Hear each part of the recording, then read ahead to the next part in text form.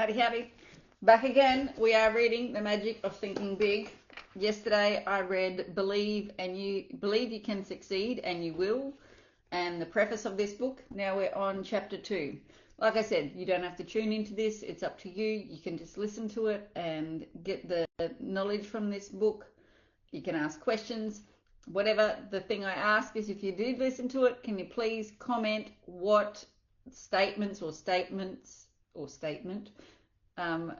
resonated with you and what made you think, because when we identify that, then we know, oh, okay, there was something in that part that I needed to hear. So let's go through. So number 2, or chapter 2, cure yourself of excusitis, the failure disease. People, as you think yourself to success, that's what you will study. People. You will study people very carefully to discover, then apply success rewarding principles to your life. And you want to begin right away. Go deep into your study of people and you'll discover unsuccessful people suffer a mind-deadening thought disease. We call that disease excusitis.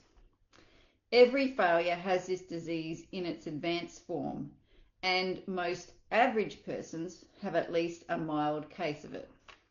You will discover that excusitis explains the difference between the person who is going places and the fellow who is barely holding his own. You will find that the more successful the individual, the less inclined he is to make excuses. But the fellow who has gone nowhere and has no plans for getting anywhere always has a book full of reasons to explain why. Persons with mediocre accomplishments are quick to explain why they haven't, why they don't, why they can't, and why they aren't. Study the lives of successful people and you'll discover this. All the excuses made by the mediocre fellow could be, but aren't made by the successful person. I have never met nor heard of a highly successful business executive, military officer, salesman, professional person, or leader in any field who could not have found one or more major excuses to hide behind. Roosevelt could have hidden behind his lifeless legs. Truman could have used no college education. Kennedy could have said, I'm too young to be president. Johnson and Eisenhower could have ducked behind heart attacks. Like any disease, excusitis gets worse if it isn't treated properly. A victim of this thought disease goes through this mental process. I'm not doing as well as I should. What can I use as an alibi that will help me save face? Let's see. Poor health, lack of education, too old, too young, bad luck, personal misfortune, wife, the way my family brought me up. Once the victim of this failure disease has selected a good excuse, he sticks with it. Then he relies on the excuse to explain to himself and others why he is not going forward.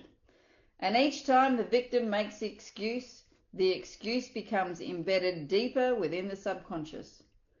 Thoughts, positive or negative, grow stronger when fertilized with constant repetition. At first, the victim of excusitis knows his alibi is more or less a lie, but the more frequently he repeats it, the more convinced he becomes that it is completely true, that the alibi is the real reason for his not being the success he should be. Procedure 1, then, in your individual program of thinking yourself to success, must be to vaccinate yourself against excusitis, the disease of failures. The 4 most common forms of excusitis appears in a wide variety of forms, but the worst types of this disease are health excusitis, intelligence excusitis, age excusitis, and luck excusitis. Now let's just see how we can protect ourselves from these 4 common ailments. Number 1, but my health isn't good. Health excusitis ranges all the way from the chronic, I don't feel good, to the more specific, I've got such and such wrong with me. Bad health in 1,000 different forms is used as an excuse for failing to do what a person wants to do. failing to accept greater responsibilities, failing to make more money, failing to achieve success. Millions and millions of people suffer from health excusitis, but is it, in most cases, a legitimate excuse? Think for a moment of all the highly successful people you know who could, but who don't, use health as an excuse. My physician and surgeon friends tell me the perfect specimen of adult life is non-existent. There is something physically wrong with everybody. Many surrender in whole or in part to health excusitis, but success-thinking people do not. 2 experiences happened to me in one afternoon that illustrate the correct and incorrect attitudes toward health. I had just finished a talk in Cleveland. Afterward, one fellow, about 30, asked to speak to me in private for a few minutes. He complimented me on the meeting, but then said, "I'm afraid your ideas can't do me much good. You see," he continued, "I've got a bad heart, and I've got to hold myself in check." He went on to explain that he'd seen 4 doctors, but they couldn't find his trouble. He asked me what I would suggest he do. "Well," I said, "I know nothing about the heart, but as one layman to another, here are 3 things I'd do. First, I'd visit the finest heart specialist I could find and accept his diagnosis as final. You've already checked with 4 doctors and none of them have found anything particular or peculiar with your heart. Let the 5th doctor be the final check. It may very well be you've got a perfectly sound heart, but if you keep on worrying about it, eventually you may have a very serious heart ailment. Looking and looking and looking for an illness often actually produces an illness." I've been guilty of that. Whoopsie. The second thing I'd recommend is that you read Dr. Schindler's great book, How to Live 365 Days a Year. Dr. Schindler shows in his book that 3 out of every 4 hospital beds are occupied by people who have EII, emotionally induced illness. Imagine 3 out of 4 people who are sick right now would be well if they had learned how to handle their emotions. Read Dr. Schindler's book and develop your program for emotions management. Third, I'd resolved to live until I die. I went on to explain to this troubled fellow some sound advice I received many years ago from a lawyer friend who had an arrested case of tuberculosis. This friend knew he would have to live a regulated life, but this hasn't stopped him from practicing law, rearing a fine family, and really enjoying life. My friend, who now is 78 years old, expressed his philosophy in these words: "I'm going to live until I die, and I'm not going to get life and death confused. While I'm on this earth, I'm going to live. Why be only half alive? Every minute a person spends worrying about dying is just 1 minute that fellow might as well have been dead." I had to leave at that point because I had to be on a certain plane to Detroit. On the plane, the second but much more pleasant experience occurred. After the noise of the takeoff, I heard a ticking sound. Rather startled, I glanced at the fellow sitting next to me, for the sound seemed to be coming from him. He smiled a big smile and said, "Oh, it's not a bomb, it's just my heart." Just 21 days before he had undergone, I was obviously surprised, so he proceeded to tell me what had happened. Just 21 days before, he had undergone an operation that involved putting a plastic valve into his heart. The ticking sound, he explained, would continue for several months until new tissue had grown over the artificial valve. I asked him what he was going to do. "Oh," he said, "I've got big plans. I'm going to study law when I get back to Minnesota. Someday I hope to be in government work. The doctors tell me I must take it easy for a few months, but after that I'll be like new." There you have 2 ways of meeting health problems. The first fellow, not even sure if he had anything organically wrong with him, was worried, depressed, on the road to defeat, wanting somebody to second his motion and he couldn't go forward.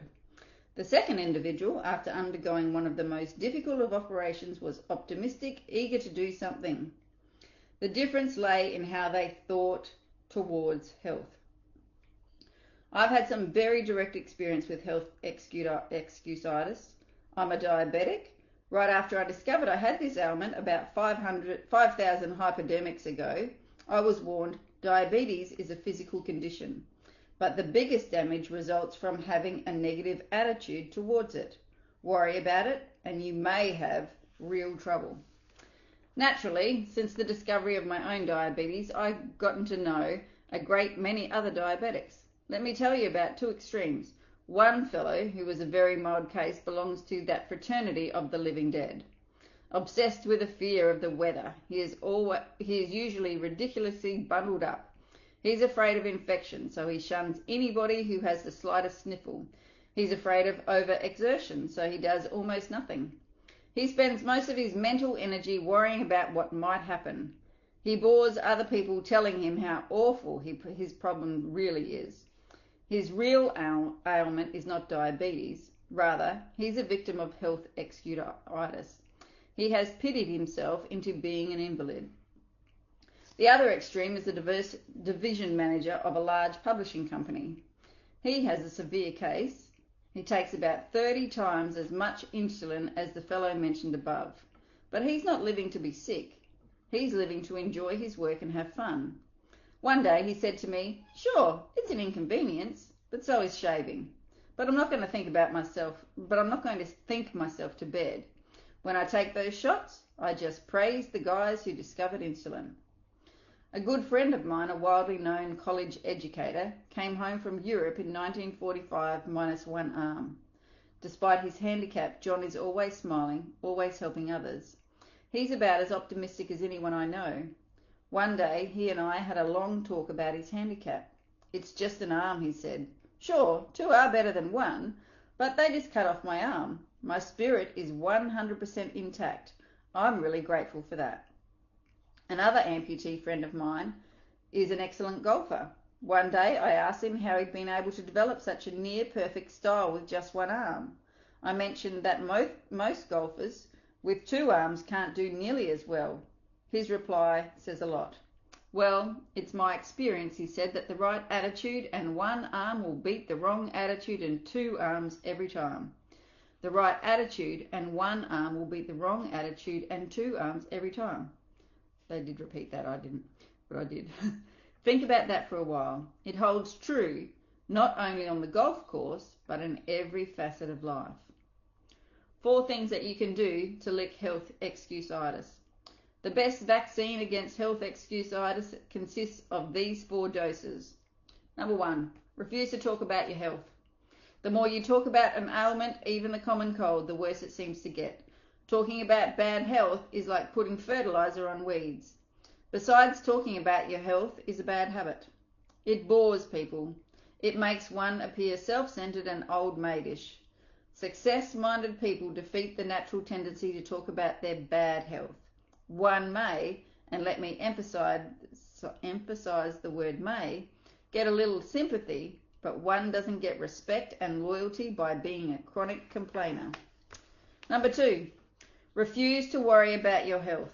Dr. Walter Alvarez, emeritus consultant to the world-famous Mayo Clinic, wrote recently, "I always beg warriors to exercise some self-control. For instance, when I saw this man, a fellow who is convinced he has a diseased gallbladder, although 8 separate x-ray examinations showed that the organ was perfectly normal, I begged him to quit getting his gallbladder x-rayed. I have begged hundreds of heart-conscious men to quit getting electrocardiograms made." Number 3. So that was just don't worry about it. Number 3, be genuinely grateful that your health is as good as it is. There's an old saying worth repeating often. I felt sorry for myself because I had ragged shoes until I met a man who had no feet.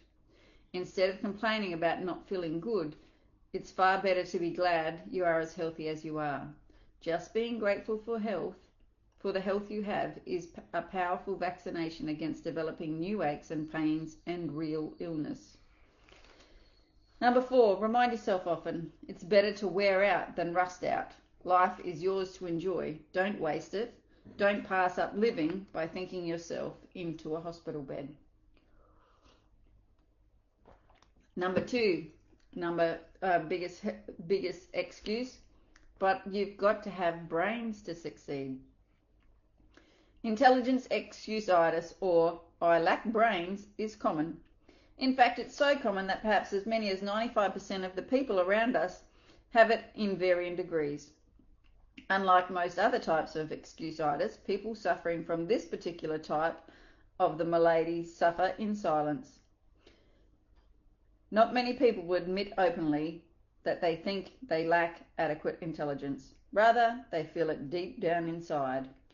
Most of us make two basic errors with respect to intelligence. We underestimate our own brain power. We overestimate the other fellow's brain power.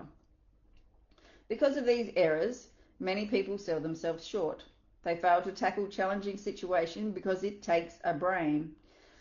But along comes a fellow who isn't concerned about intelligence and he gets the job done. What really matters is not how much intelligence you have, but how you use what you do have.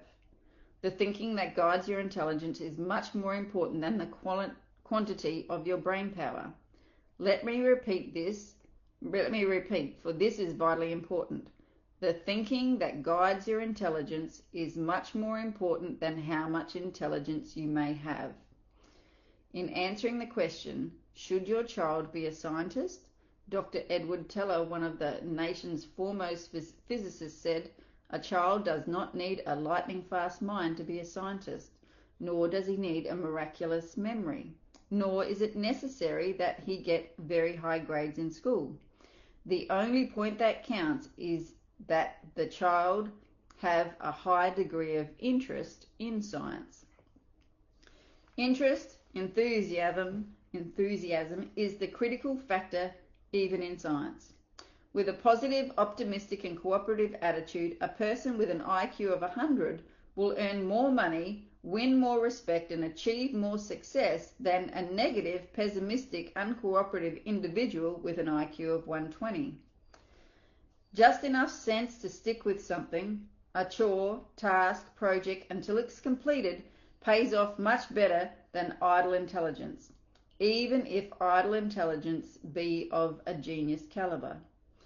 For stickability is 95% of ability. At a homecoming celebration last year, I met a college friend whom I had not seen for 10 years. Chuck was a very bright student and was graduated with honors. His goal when I saw him was to own his own business in western Nebraska. I asked Chuck what kind of business he finally established. "Well," he confessed, "I didn't go into business for myself. I wouldn't have said this to anyone 5 years ago or even 1 year ago, but now I'm ready to talk about it."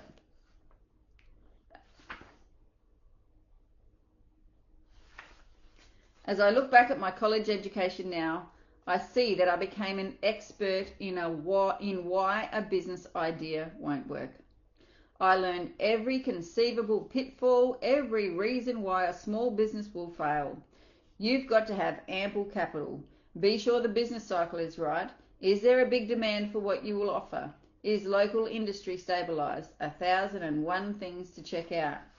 The thing that hurts most is that several of my old high school friends who never seemed to have much on the ball and didn't even go to college now are very well established in their own businesses.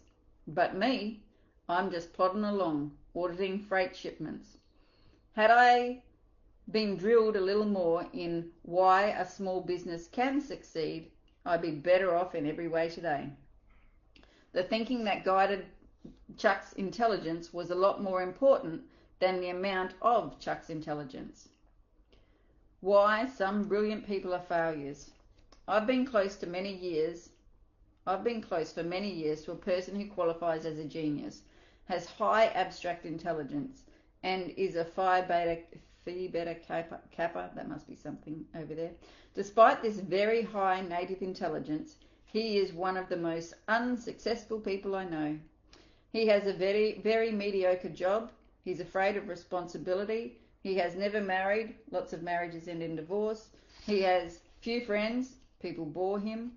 He's never invested in property of any kind. He might lose his money.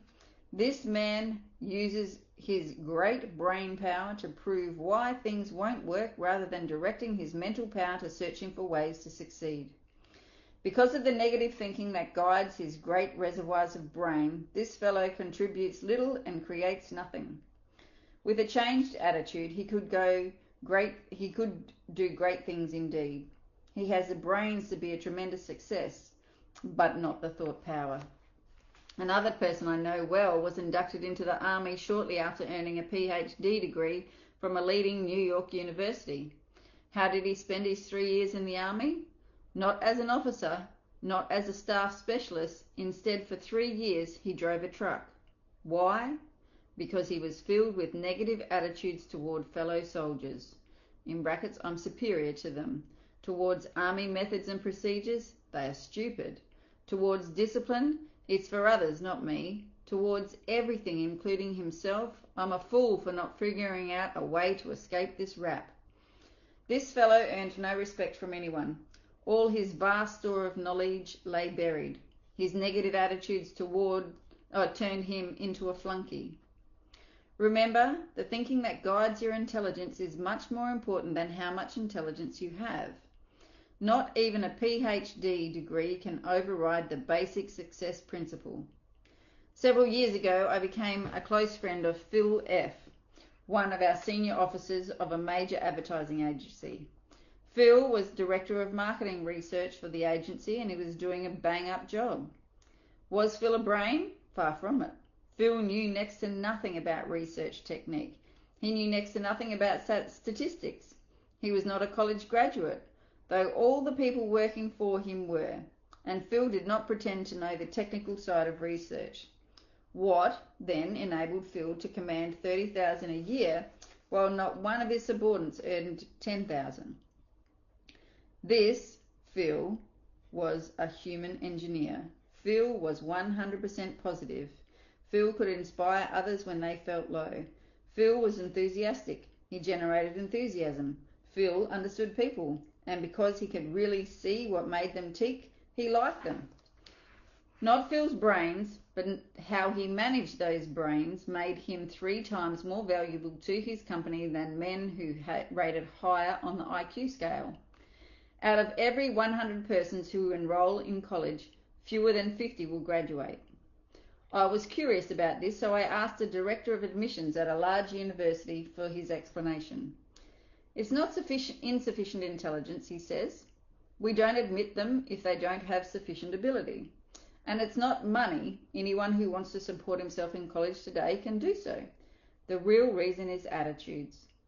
You would be surprised, he said, how many young people leave because they don't like their professors, the subjects they must take, and their fellow students.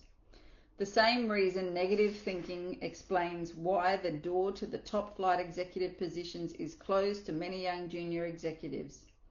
Sour, negative, pessimistic, depreciating attitudes rather than insufficient intelligence holds back thousands of young executives. As one executive told me, it's a rare case when we pass up a fellow because he lacks brains. Nearly always it's attitude. Once I was retained by an insurance company to learn why the top 25% of the agents were selling over 75% of the insurance, while the bottom 25% of the agents sold only 5% of total volume.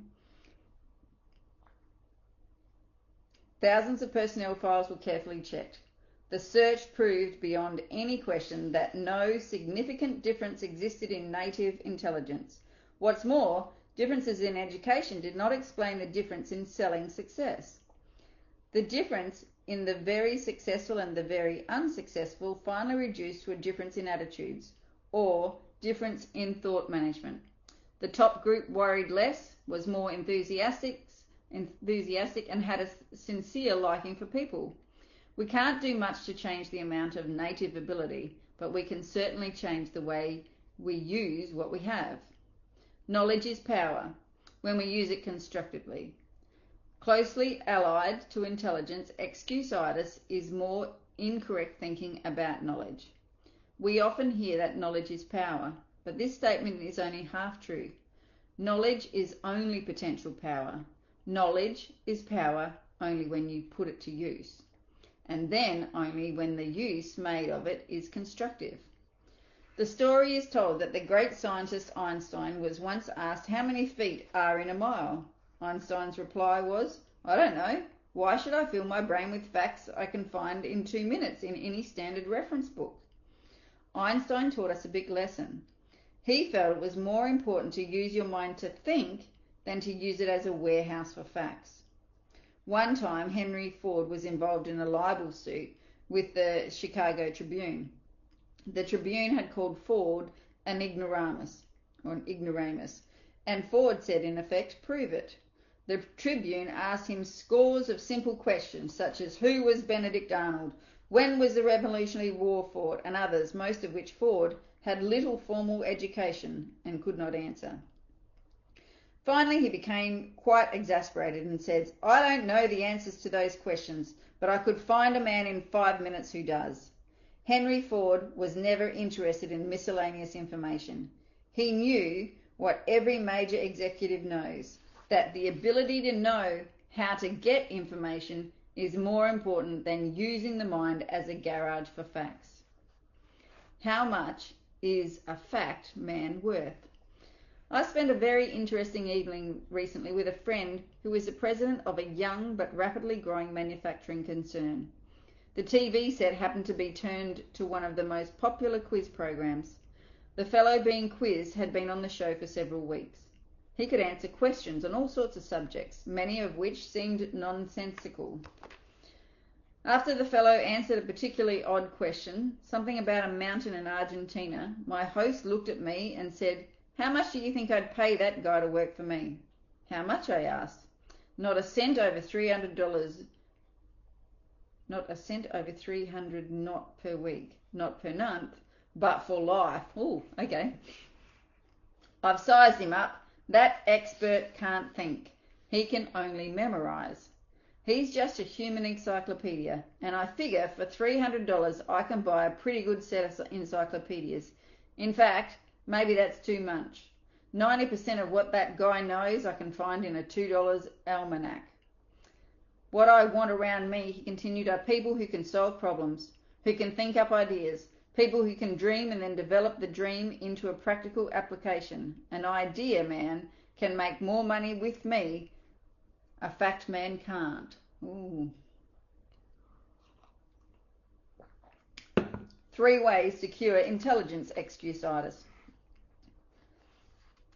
Number 1, never underestimate your own intelligence and never overestimate the intelligence of others. Don't sell yourself short. Concentrate on your assets. Discover your superior talents. Remember, it's not how many brains you've got that matters, rather it's how you use your brains that count. Manage your brains instead of worrying about how much IQ you've got. Number 2, remind yourself several times daily, my attitudes are more important than my intelligence. At work and at home, practice positive attitudes. See the reasons why you can do it, not the reasons why you can't.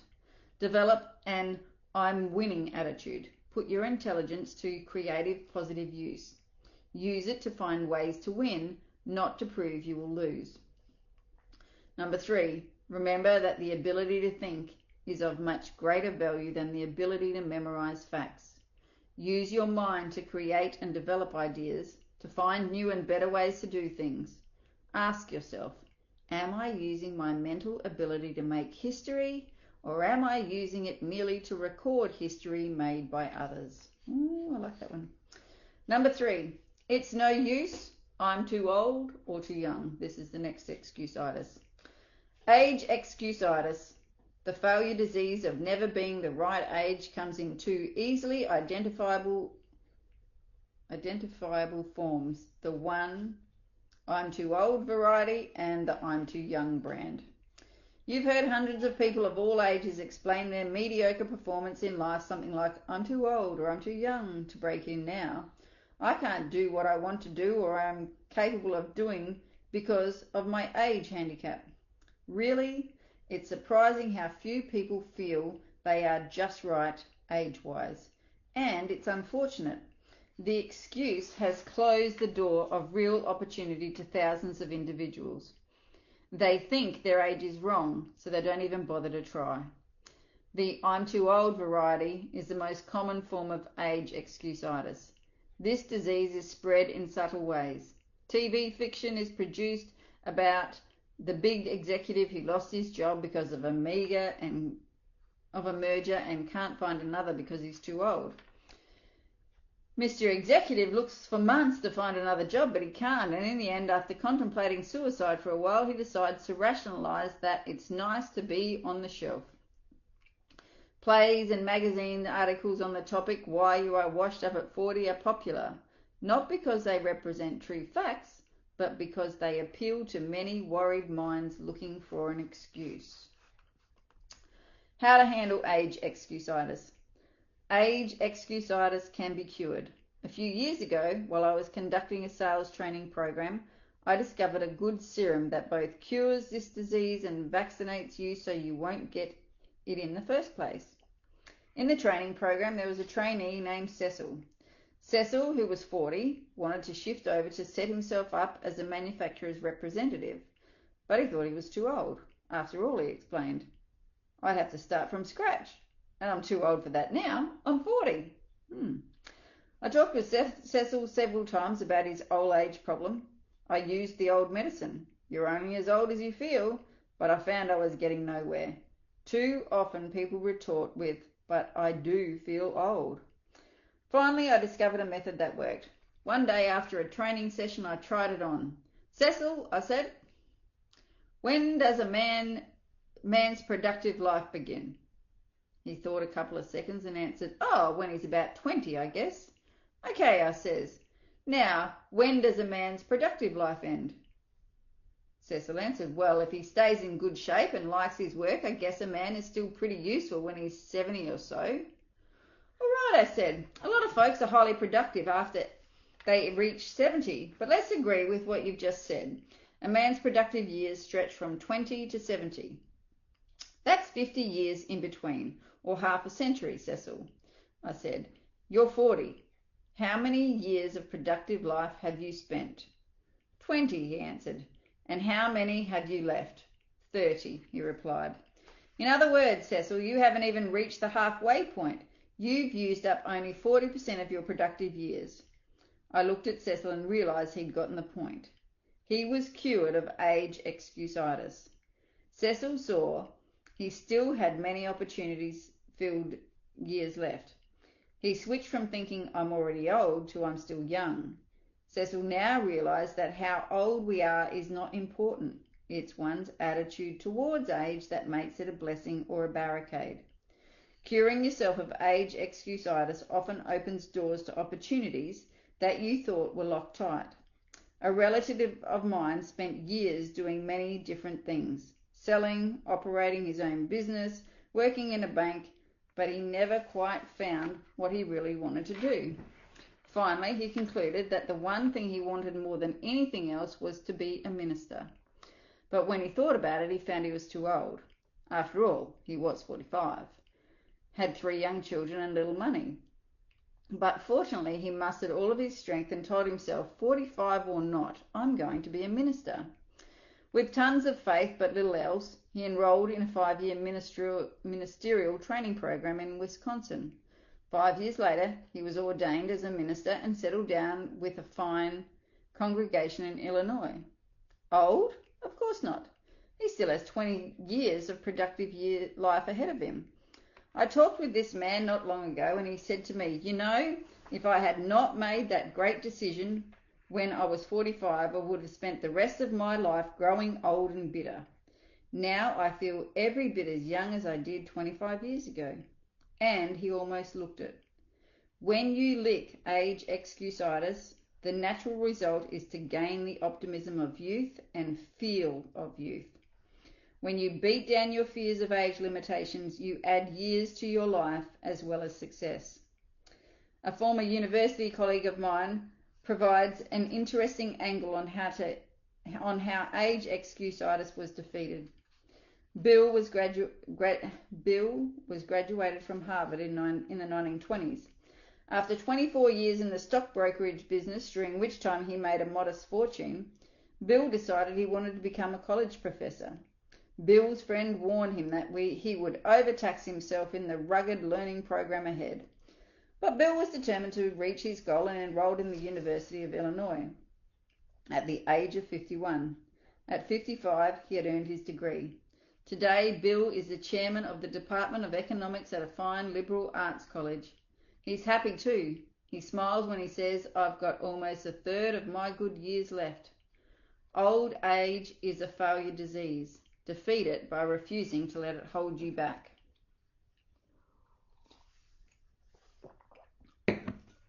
When a person is too young, the I'm too young variety of age excusitis does much damage too. About a year ago, a 23-year-old fellow named Jerry came to me with a problem. Jerry was a fine young man. He had been a paratrooper in the service and then had gone to college. While going to college, Jerry supported his wife and son by selling for a large transfer and storage company. He had done a terrific job both in college and for his company. But today, Jerry was worried. Dr. Schwartz, he said, I've got a problem. My company has offered me a job of sales manager. This would make me supervisor over 8 salesmen. Congratulations, that's wonderful news, I said. But you seem worried. Well, he continued, all 8 men I'm to supervise are from 7 to 21 years older than I.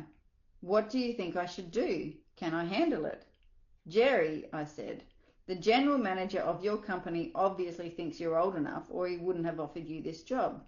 Just remember these 3 points and everything will work out just fine. First, don't be age conscious. Back on the farm, a boy became a man when he proved he could do the work of a man. His number of birthdays had nothing to do with it, and this applies to you. When you prove that you are able to handle the job of a sales manager, you'll automatically old enough. Second, don't take advantage of your new gold bars. Show respect for the salesman. Ask them for their suggestions. Make them feel they are working for a team captain, not a dictator. Do this and the men will work with you, not against you. Third, get used to having older persons working for you. Leaders in all fields soon find they are younger than many of the people they supervise. So get used to having older men work for you.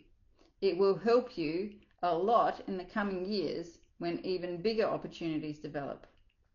And remember, Jerry, your age won't be a handicap unless you make it one.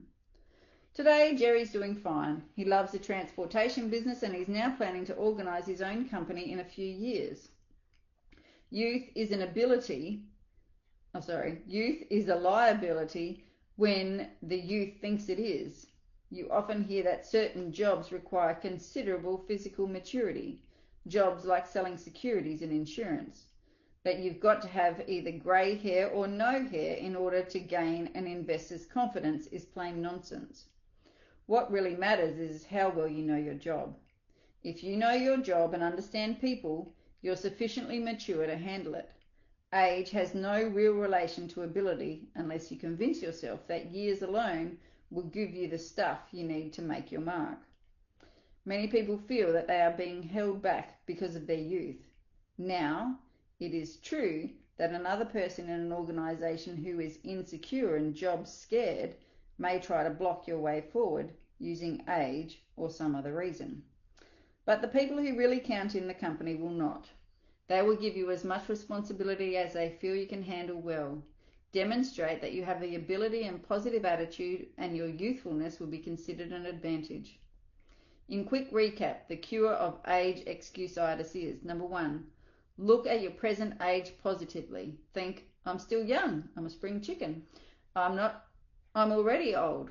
Not, I'm already old. Practice looking forward to new horizons and gain the enthusiasm and the feel of youth.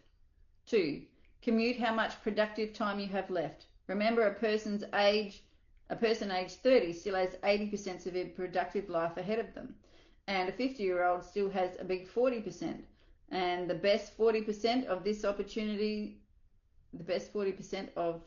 opportunity years left. Life is actually longer than most people think. And number 3, invest future time in doing what you really want to do. It's too late only when you let your mind go negative and think it's too late. Stop thinking I should have started years ago. That's failure thinking. Instead think, I'm going to start now. My best years are ahead of me. That's the way successful people think. And the last one, number 4, but my case is different. I attract bad luck. How many people do you know like that? Recently, I heard a traffic engineer discuss highway safety. He pointed out that upwards of 40 persons are killed each year in so-called traffic accidents.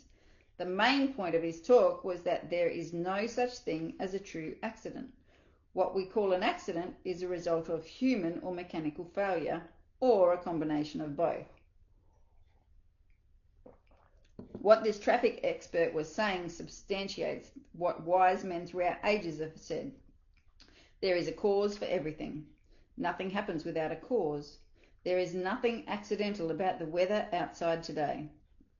It is the result of specific causes, and there is no reason to believe that human affairs are an exception. Yet hardly a day passes by that you do not hear someone blame his problem on bad luck, and it's a rare day that you do not hear someone attribute another person's success to good luck. Let me illustrate how people succumb to luck excusitis. I lunched recently with 3 young junior executives. The topic of the conversation that day was George C., who just yesterday had been picked from among their group for a major promotion. Why did George get the position? These 3 fellows dug up all sorts of reasons: luck, pull, bootlicking, George's wife and how she flattered the boss, everything but the truth. The facts were that George was simply better qualified. He had been doing a better job. He was working harder. He was more effective. He has a more effective personality. I also knew that the senior officers in the company had spent much time considering which one of the 4 would get promoted. My 3 disillusioned friends should have realized that the top executives don't select major executives by drawing names from a hat. I was talking about the seriousness of luck excusitis not long ago with a sales executive of a machine tool manufacturing company. He became excited about the problem and began to talk about his own experience with it. I've never heard it called that before, he said, but it is one of the most difficult problems every sales executive has to wrestle with. Just yesterday, a perfect example of what you're talking about happened in my company. One of the salesmen walked in at about 4 o'clock with a $112,000 order for machine tools. Another salesman, whose volume is so low he's a problem, was in the office at the time. Hearing John tell the good news, he rather enviously congratulated him and then said, "Well, John, you're lucky again." Now, what the weak salesman won't accept is that luck had nothing to do with John's big order. John had been working on that customer for months. He had talked repeatedly to half a dozen people out there. John had stayed up nights figuring out exactly what was best for them. Then he got our engineers to make preliminary designs of the equipment. John wasn't lucky unless you can call carefully planned work and patiently executed plans luck. Suppose luck were used to reorganize General Motors. If luck determined who does what and who goes where, every business in the nation would fall apart. Assume for a moment that General Motors were to be completely reorganized on the basis of luck. To carry out the reorganization, the names of all employees would be placed in a barrel. The first name drawn would be the president, the second name the executive vice president, and so on down the line. Sounds stupid, doesn't it? Well, that's how luck would work. People who rise to the top in any occupation, business, management, selling, law, engineering, acting, or what have you, get there because they have superior attitudes and use their good sense in applied hard work. You can conquer luck excusitis in 2 ways. Number 1, accept the law of cause and effect. Take a second look at what appears to be someone's good luck. You'll find that not luck, but preparation, planning, and success-producing thinking preceded his good fortune. Take a second look at what appears to be someone's bad luck. Look, and you'll discover certain specific reasons. Mr. Success receives a setback, he learns and profits. But when Mr. Mediocre loses, he fails to learn. Number 2, don't be a wishful thinker. Don't waste your mental muscles dreaming of an effortless way to win success. We don't become successful simply through luck. Success comes from doing things and mastering those principles that produce success. Don't count on luck for promotions, victories, the good things in life. Luck simply isn't designed to deliver these good things. Instead, just concentrate on developing those qualities in yourself that will make you a winner. There you go. That's chapter 2. Now I can go and answer the questions of that chapter. I have to answer questions on every single chapter, and then of 15 books in the next 2 months. So that's why I'm here. So, like I said, you don't have to listen to these. They're just here for your amusement or your education. If you do listen, comment which few phrases or words take your, get your attention. You know, oh, okay, yeah, I've used that before. I'm sure we've all used some of these excuses. And if you do still, maybe you should change and stop. Okay,